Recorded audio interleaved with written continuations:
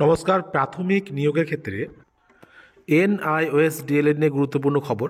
আজকে 18 তারিখ, 18ই জানুয়ারি, আজকে এনআইওএস ডিএলএড মামলাটি কলকাতা হাইকোর্টে উঠেছিল। তো সেখানে আমরা সকলেই জানি যে গত 9ই জানুয়ারি প্রাথমিক শিক্ষা পর্ষদ তাদের অবস্থান স্পষ্ট করে দিয়েছিল এবং আজকে এনসিটির থেকে যেটা বলা হয়েছে যে সুপ্রিম কোর্টের জাজমেন্ট মোতাবেক কিন্তু তারা চলতে চায়, অর্থাৎ সুপ্রিম কোর্ট যে জাজমেন্ট দিয়েছে সেই অনুযায়ী, নিয়ম অনুযায়ী কিন্তু তারা করতে চায়।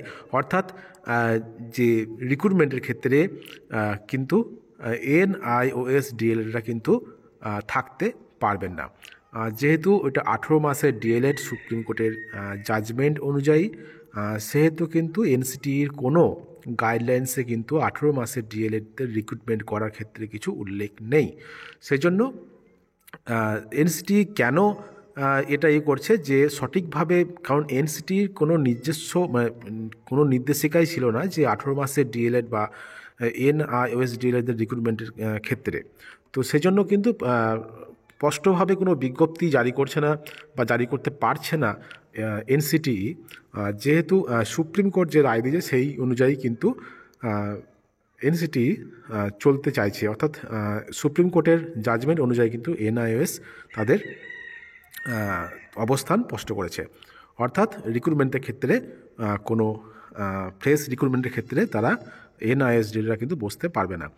আর আগামী 25 তারিখ, 25শে জানুয়ারি এই মামলাটার ফাইনাল জাজমেন্ট হওয়ার সম্ভাবনা কিন্তু আছে, 25শে জানুয়ারি।